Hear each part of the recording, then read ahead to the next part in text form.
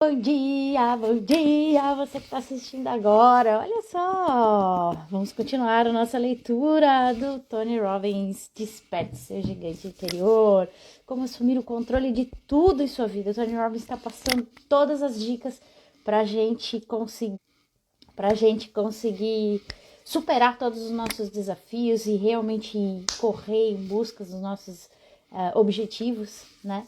E se tornar um gigante, seja onde a gente quiser estar, né? Seja bem-vinda, Ed. Então, olha só, estamos hoje no 12º dia de leitura do livro do Tony Robbins, Desperte Seu Gigante Interior. Eu espero que você esteja realmente gostando. Vou enviar aviãozinho para o pessoal aqui, para o pessoal que está aguardando eu entrar ao vivo, para que eles possam se conectar e participar dessa leitura junto com a gente hoje, certo? É um livro que para mim está sendo transformador, né? A gente está aí já no 12º dia de leitura dele e muitas coisas já viraram algumas chaves, né? Espero que para você também, assim como para mim virou, né? O Tony Robbins passando várias dicas de como que ele conseguiu superar esses desafios dele e como que ele tem passado isso para as outras pessoas e tem transformado a vida de outras pessoas também, né? Dando dicas práticas, assim. E eu acredito que estamos mudando algumas convicções que a gente tinha, tentando mudar algumas crenças para que a gente supere todos esses desafios e consiga vencer e chegar onde a gente quer, né? Transpor barreiras, transpor alguma coisa que a gente achava que era como realidade. Oi, Rude, bom dia.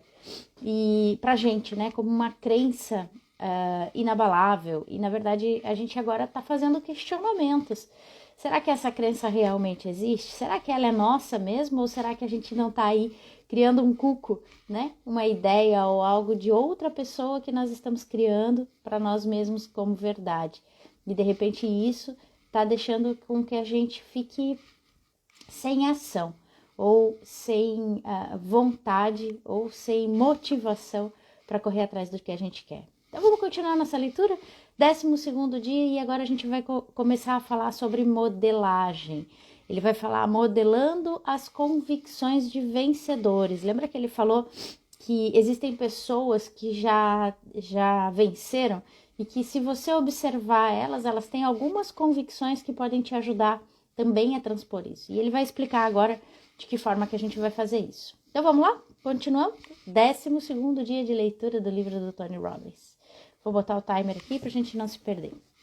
Então, modelando as convicções de vencedores. A maneira de expandir nossa vida é tomar como modelo a vida das pessoas que já obtêm sucesso. É eficaz, é divertido e essas pessoas estão disponíveis ao nosso redor. É apenas uma questão de fazer as perguntas. É apenas uma questão de fazer as perguntas.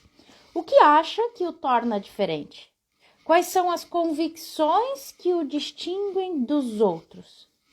Li há alguns anos um livro intitulado Meetings with Remarkable Men e usei-o como um tema para moldar minha vida. Desde então, tornei-me um caçador da excelência, sempre procurando por homens e mulheres eminentes em nossa cultura para descobrir suas convicções, seus valores e suas estratégias para alcançar o sucesso. Há 2 anos, desenvolvi Power Talk, minha revista de rádio mensal em que entrevisto esses gigantes. Na verdade, muitas das distinções fundamentais que partilho com vocês neste livro foram feitas em decorrência de entrevistas com algumas dessas pessoas, que são as melhores em suas áreas específicas de atividade. Assumindo o compromisso de partilhar essas entrevistas, meus pensamentos mais recentes e um sumário de um livro best-seller a cada mês, desenvolvi um plano coerente não apenas para fortalecer outras pessoas, mas também para obter uma constante melhoria pessoal. Terei o maior prazer em ajudá-lo a se modelar pelas pessoas bem-sucedidas por intermédio do meu programa. Mas lembre-se de uma coisa: você não está limitado a mim. Os exemplos de que precisa o cercam todos os dias. Buda diz: somos o que pensamos. Tudo o que somos surge com nossos pensamentos. Com nossos pensamentos, fazemos o nosso mundo. E é verdade, tudo que a gente pensa é uma vibração que leva a gente a concretizar o que a gente tem aqui no mundo físico. Há quase 10 anos venho conversando com as pessoas em meus seminários de Living Health sobre a correlação direta entre a elevada porcentagem de proteína animal na dieta americana típica e a alta incidência dos 2 fatores que mais matam nos Estados Unidos, doenças cardíacas e câncer. Ao fazer isso, contesto um dos sistemas de convicções que moldou na forma mais significativa nosso destino físico durante os últimos 35 anos. O plano dos 4 grupos alimentares básicos, que recomenda porções generosas e diárias de carne de boi, galinha ou peixe. Hoje, no entanto, os cientistas já determinaram acima e além de qualquer dúvida que existe uma relação direta entre comer proteína animal e correr o risco de desenvolver doenças cardíacas e câncer. Os 3.000 membros do Comitê de Médicos para a Medicina Responsável até já pediram ao Departamento da Agricultura americano para eliminar a carne de boi, peixe, aves, ovos e produtos de leite da dieta diária recomendada. O próprio governo está cogitando a mudança dos 4 grupos alimentares básicos para 6, relegando a carne de boi, galinha e peixe para uma proporção mínima no total. Essa imensa mudança em convicções causou indignação em muitos setores.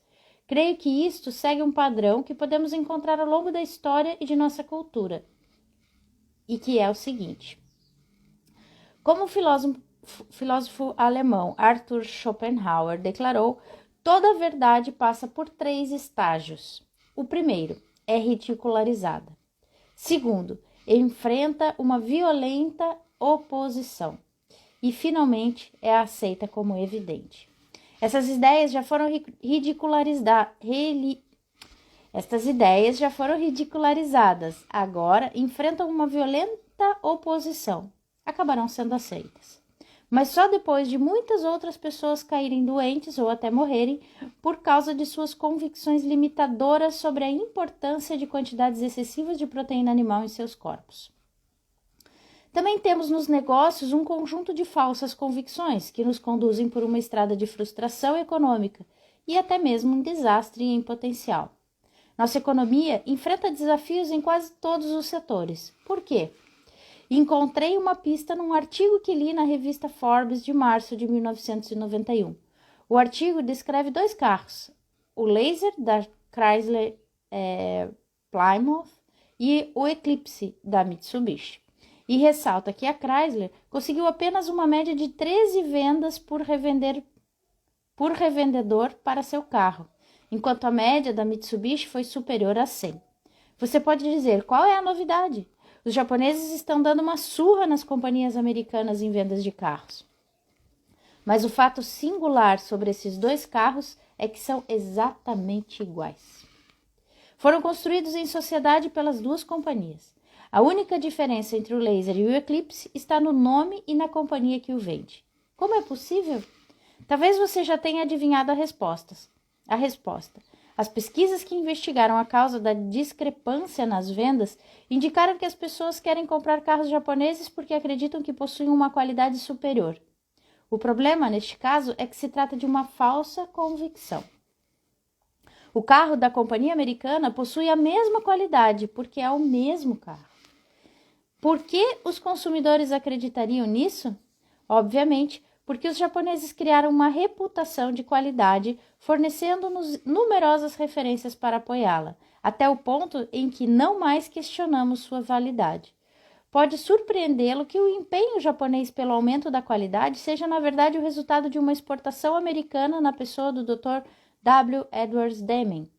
Em 1950, este renomado técnico em controle de qualidade foi levado ao Japão pela General MacArthur, que se sentia frustrado com a base industrial japonesa arrasada pela guerra, onde não podia sequer ter certeza de que uma ligação telefônica seria completada.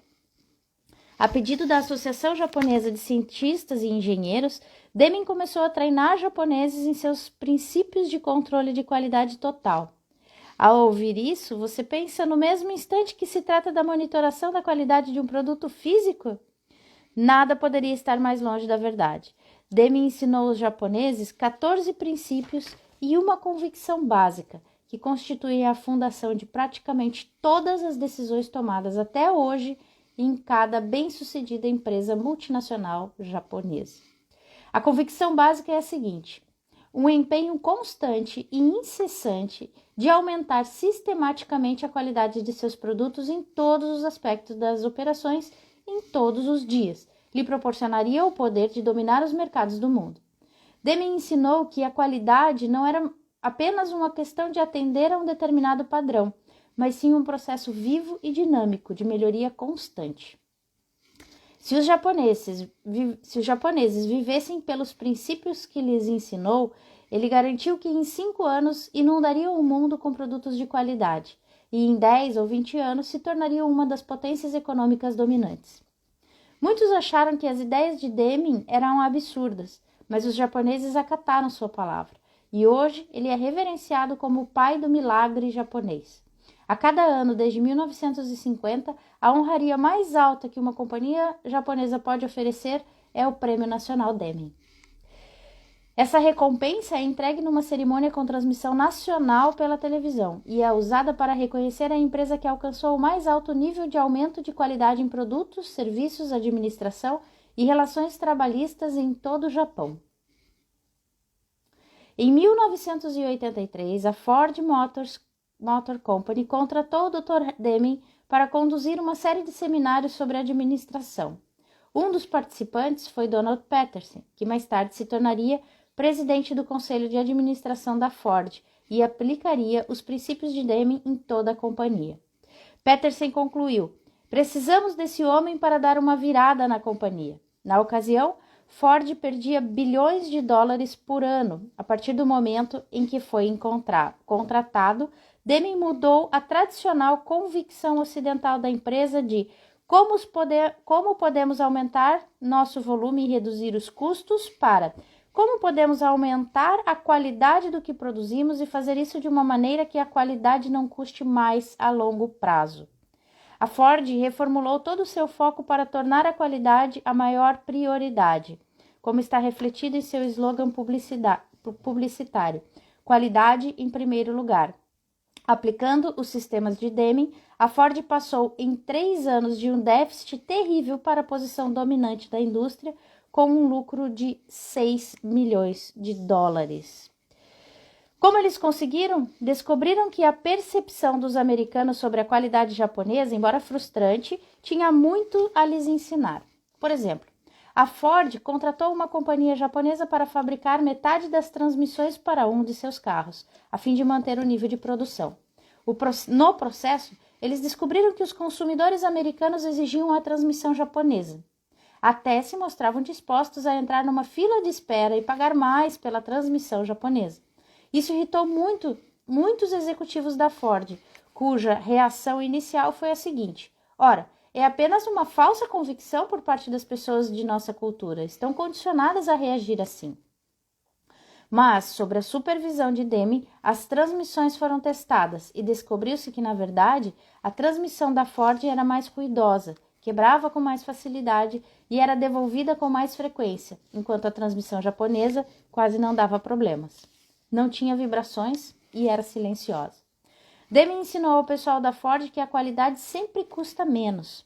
Era justamente o oposto do que a maioria das pessoas acreditava, que só se conseguia alcançar certos níveis de qualidade quando o custo escapava ao controle.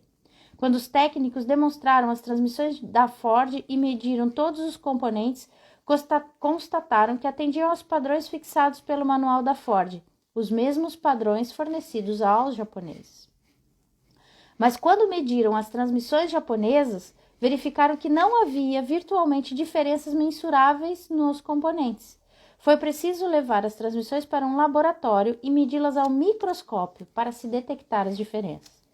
Por que essa companhia japonesa manteve um padrão de qualidade superior até mesmo ao que o contrato exigia? Porque seus executivos acreditavam que a qualidade custa menos, que se criassem um produto de qualidade, teriam não apenas clientes satisfeitos, mas também clientes leais, clientes dispostos a entrarem numa fila de espera e pagarem mais por seu produto. Operavam com base na mesma convicção que os impeliu aos primeiros lugares no mercado mundial, um compromisso de melhoria incessante e um constante aumento pela qualidade de vida para seus clientes. Esta convicção foi uma exportação americana e talvez precisemos repatriá-la para mudar o rumo de nosso futuro econômico. Uma convicção maléfica que pode destruir nossa força econômica como uma nação é o que Deming chama de administração pelos números visíveis. A convicção empresarial convencional de que os lucros resultam da redução dos custos e aumento das receitas. Um exemplo notável ocorreu quando Lynn Townsend assumiu o comando da Chrysler durante um período de queda nas vendas na indústria. Townsend tentou aumentar a receita, mas ainda mais importante, tratou de reduzir o custo. Como? Despediu 2/3 do pessoal de engenharia. A curto prazo, parecia que ele tomara a decisão certa. A lucratividade disparou e ele foi considerado um herói. Em poucos anos, porém, a Chrysler enfrentava outra vez dificuldades financeiras. O que aconteceu? Claro que não houve apenas um fator. A longo prazo, no entanto, as decisões de Townsend podem ter destruído a base de qualidade da qual dependia o sucesso da empresa. Muitas vezes, as próprias pessoas que prejudicam nossas companhias são recompensadas por produzirem resultados a curto prazo. Às vezes, tratamos dos sintomas de um problema, ao mesmo tempo em que alimentamos a causa. Precisamos ter cuidado com a maneira pela qual interpretamos os resultados. Em contraste, um dos fatores mais importantes da reviravolta da Ford foi sua equipe de projetos, que propôs um novo carro chamado Taurus. A qualidade do carro fixou um novo padrão para a Ford e os consumidores foram atraídos aos milhares. O que podemos aprender de tudo isso? As convicções que mantemos nos negócios e na vida controlam todas as nossas decisões e, por conseguinte, o nosso futuro. Uma das convicções globais mais importantes que podemos assumir é de que precisamos ter sucesso e ser feliz, melhorar constantemente nossa qualidade de vida, crescer e expandir sempre. Os japoneses compreenderam muito bem este princípio. Entre os executivos japoneses, como resultado da influência de Deming, há uma palavra que é muito usada em discussões sobre negócios ou relacionamentos. Essa palavra é Kaizen. Significa literalmente melhoria constante. Eles costumam se referir a Kaizen do déficit comercial, Kaizen da linha de produção, Kaizen dos relacionamentos pessoais. Em decorrência, estão sempre procurando a maneira de melhorar. Diga-se de passagem, Kaizen baseia no princípio da melhoria gradativa das melhorias simples. Os japoneses compreendem que os pequenos refinamentos feitos todos os dias começam a criar melhorias acumuladas em níveis com que as pessoas jamais sonhariam. Os japoneses têm um ditado: se um homem não é visto por 3 dias, os amigos devem dar uma boa olhada nele quando aparece, a fim de verificar que mudanças lhe ocorreram durante esse período. É espantoso, mas não chega a ser surpreendente. Não existe nos Estados Unidos um termo equivalente para Kaizen. Quanto mais pude constatar o impacto de Kaizen na vida empresarial japonesa, mais compreendi que se tratava de um princípio de organização que tinha um tremendo impacto em minha própria vida. Meu próprio empenho por uma melhoria constante, por uma elevação constante dos padrões de qualidade de vida, era o que me mantinha feliz e bem-sucedido. Concluí que todos precisamos de uma palavra para nos fixarmos no foco de melhoria constante e incessante. Em inglês, Constant and Never-Ending Improvement. Quando criamos uma palavra, codificamos um significado e criamos uma maneira de pensar.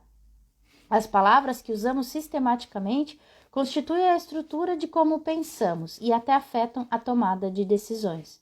Em decorrência dessa construção, criei um mnemônico simples, Kani. Creio que o nível de sucesso que experimentamos na vida mantém uma proporção direta com o nível de empenho por Kani, a melhoria constante e incessante. Kani não é um princípio relacionado apenas com os negócios, mas sim com todos os aspectos de nossa vida.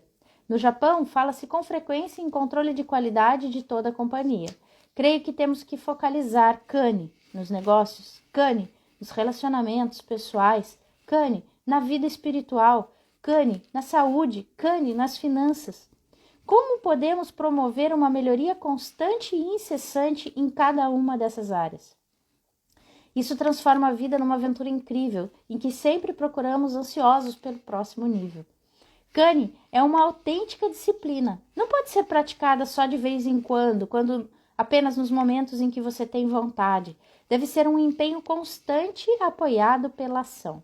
A essência de Kani é a melhoria constante, gradativa, mesmo que mínima, o que a longo prazo esculpe uma obra-prima de proporções colossais.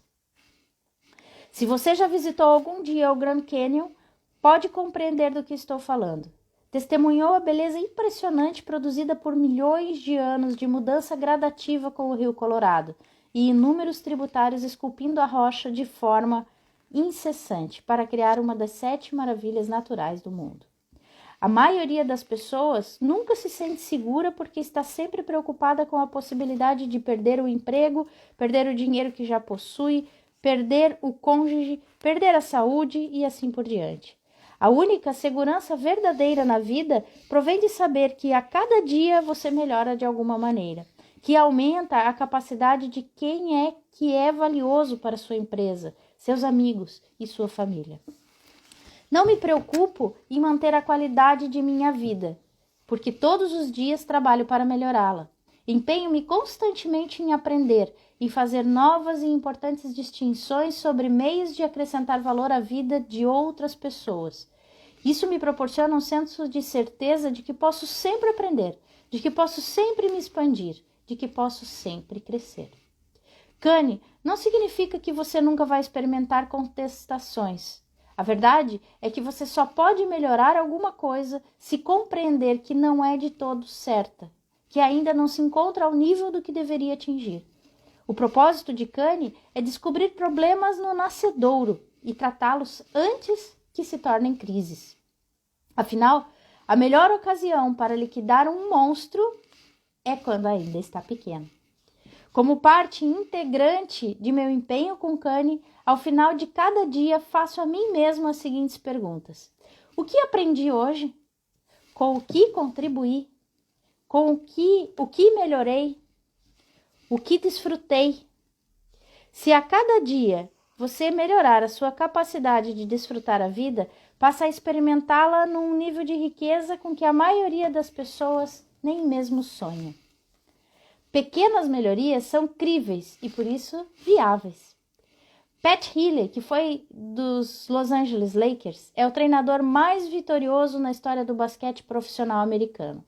Alguns dizem que ele teve sorte por contar com jogadores excepcionais. É verdade que ele teve mesmo atletas incríveis, mas muitas outras pessoas dispuseram de recursos para o êxito e não o conseguiram de uma forma tão sistemática. A capacidade de Pat para o sucesso baseou-se em seu compromisso com Kani. Ele disse que no início da temporada de 1986 tinha um grande desafio nas mãos. Muitos jogadores haviam realizado o que julgavam ser a melhor temporada no ano anterior e mesmo assim perderam para o Boston Celtics. Em busca de um plano viável para levar seus jogadores a um nível superior, ele optou pelo tema de pequenas melhorias. Convenceu-os de que aumentar a qualidade de seu jogo era apenas 1% sobre o melhor de cada um. Faria uma grande diferença na temporada. Parece ridiculamente pequeno, mas quando se pensa em 12 jogadores aumentando em 1% a sua habilidade na quadra, em 5 áreas diferentes, o esforço combinado criou uma equipe que é 60% mais eficiente do que era antes. Uma diferença total de 10% provavelmente seria suficiente para ganhar outro campeonato. O verdadeiro valor da filosofia, no entanto, é que todos acreditaram que era possível. Todos tiveram certeza de que poderiam melhorar pelo menos 1% em relação ao melhor pessoal, as 5 áreas principais do jogo, e esse senso de certeza na busca de seus objetivos levou-os a explorar potenciais cada vez maiores. O resultado? Quase todos melhoraram em pelo menos 5%, e muitos chegaram a 50%. Segundo Pat Riley, 1987 tornou-se a temporada mais fácil para a equipe. Kani funciona se você se empenhar. Lembre-se de que a chave para o sucesso é desenvolver um senso de certeza, o tipo de convicção que lhe permite se expandir como pessoa e assumir a ação necessária para tornar ainda melhor sua vida e a das pessoas ao seu redor. Você pode acreditar hoje que alguma coisa é verdade, mas precisa se lembrar que, à medida que os anos passam e vamos crescendo, estará exposto a novas experiências. E podemos desenvolver convicções ainda mais fortalecedoras, abandonando coisas sobre as quais outrora tínhamos certeza. Compreenda que suas convicções podem mudar à medida que adquire referências adicionais. O que realmente importa hoje é se suas convicções o fortalecem ou enfraquecem. Comece hoje mesmo a desenvolver o hábito de focalizar as consequências de todas as suas convicções. Estão fortalecendo a sua base ao impulsioná-lo para a ação na direção que deseja ou contém o seu avanço? Ficamos por aqui, vamos continuar amanhã, mas antes eu vou ler uma frase de Provérbios 23:7, que diz: assim como pensa em seu coração, assim ele é. Cara, que leitura de hoje, hein? Que tapa na cara. Vamos pro 13º dia amanhã, continuando a ler esse livro, né? Meu Deus do céu, o que a gente escutou hoje desse cara, né? Falando sobre modelagem e sobre observar como que os outros vencem, ele descobriu uma maneira de você crescer 1% todos os dias. Olha só que interessante, né? Se alguém quiser falar alguma coisa, coloca aqui nos comentários ou me chama ali para entrar ao vivo, tá? Tem um livro também de um cara que eu conheço que chama 1%, né? Eu acho que é isso aí. Eu acho que todos os dias, quando a gente acorda, a gente deve pensar, ok, hoje eu vou acabar o dia 1% melhor do que eu acordei, do que eu dormi ontem, né? Eu acho que é mais ou menos por aí. Eu acho que quando você busca a qualidade dentro de você, quando você busca ser o melhor, em pequenas partes, não precisa ser, não, agora eu vou ser o the best. Não, mas tendo pequenas melhorias todos os dias, em alguma área da tua vida, aos poucos, você vai construir alguém muito melhor do que você já foi. Se você parar hoje e olhar para trás, o que você já melhorou? Quais foram as atitudes que você mudou? O que você teve de mudança comportamental, de relacionamento, no trabalho, na tua profissão? Quais foram as coisas que realmente mudaram? E isso é o teu 100%? Provavelmente não. Temos aí muitas coisas para... Muita coisa, é verdade. Muito obrigada por estar aqui, tá bom? Um abraço, um ótimo dia. Muita coisa hoje me identificou também, tá? Esse negócio de melhore 1%, esse negócio de... Eu até marquei aqui, né? Uma melhoria, eu consegui grifar enquanto eu tava lendo, olha só, tá ficando boa. Um processo vivo e dinâmico. A melhoria constante é um processo vivo e dinâmico. Não é uma coisa que, eu melhorei, agora eu tô de boa. Não, todo dia você tem que fazer um pouquinho, todo dia você pode melhorar um pouquinho, todo dia você tem capacidade para mais. E saber disso te impulsiona para frente. Porque se você acha que você está no seu máximo, isso te paralisa. Você fica estagnado, você não sai do lugar. Quando você olha para você e fala, não, mas tem coisa que eu posso melhorar, vamos lá, vamos buscar isso, né? Seja com uma leitura no relacionamento dentro de casa com os teus filhos, com o teu esposo, com a tua esposa, dentro do relacionamento com o teu trabalho, dentro da tua profissão, né? Se você sentar e falar, puxa, não, hoje eu vou ser melhor no que eu faço do que eu fui ontem. Você vai trabalhar um pouquinho mais, você vai fazer uma leitura, você vai fazer um estudo, você vai conversar com pessoas que já chegaram lá, que tiveram sucesso, para você melhorar aquele pouquinho. E é isso que vai te impulsionar, isso que vai te fazer uma pessoa melhor, isso que vai fazer você crescer. É isso que faz a gente crescer e se tornar melhor do que a gente é. São essas pequenas mudanças, esses pequenos avanços todos os dias. Então, é hora de todas as noites, né? Todas as noites, começar a perguntar. No final de cada dia, pergunta lá, com o que eu contribuí? Se eu não contribuir com nada, põe isso como missão. Amanhã eu vou contribuir com alguma coisa. Amanhã eu vou fazer um pouquinho melhor nessa área que eu não contribuí. O que eu melhorei hoje? O que eu fiz para melhorar hoje? Se eu não fiz nada, tá na hora de buscar alguma coisa. Não, eu preciso melhorar alguma coisa para mim. O que eu vou fazer amanhã que eu possa mudar, que eu possa melhorar, que eu possa ser uma pessoa melhor? O que eu desfrutei? Muitas vezes a gente deixa a roda da vida, né, levar, porque a gente está ali naquela corrida dos ratos, como fala Robert Kiyosaki, né? A gente está ali naquela corrida dos ratos e não desfruta as coisas boas da vida, a gente não fica presente. E eu não digo ir para Disney, fazer uma viagem internacional, viajar de avião, ficar numa praia paradisíaca. Não, são coisas simples. De você estar do lado da pessoa que você ama, de você receber um beijo ou dar um beijo. Às vezes você nem percebe que deu um beijo em alguém, ou que recebeu um abraço de alguém. Eu sei que estamos em tempos difíceis, que abraçar se torna uma coisa até proibida, né? Por conta desse momento que a gente está passando. Mas, cara, um carinho, um olhar, às vezes um olhar te demonstra tanto amor e você não desfrutou, porque você não estava ali, você não estava presente. Então pensa ali, o que você desfrutou hoje? O que você tem para agradecer pelo que aconteceu na tua vida, que realmente te deu prazer, né? Se cada dia tu melhora essa capacidade de desfrutar a vida, você observa a vida com mais cuidado. E, obviamente, você cuida mais dela. Você cuida mais das pessoas que estão ao teu redor e até de você mesmo. Acho que a primeira pessoa que você tem que realmente cuidar e se preocupar é com você. A partir do momento que você está bem com você mesmo, que você se cuida, você está apto a cuidar do próximo. Até dizem assim, né? Eu vi isso em muitos filmes quando eu era adolescente, que diziam que enquanto a gente não conseguisse cuidar de uma planta ou de um animal de estimação, a gente não podia ter filhos, né? É algo meio exagerado, porque eu acho que também a gente aprende muitas coisas na porrada, assim, né? Na hora do vamos ver, preciso arrumar isso, preciso fazer. Mas é mais ou menos isso, quando você consegue olhar para dentro de você e cuidar de você, se melhorar, você consegue olhar para o outro e ajudar ele a se melhorar, porque você já passou por isso.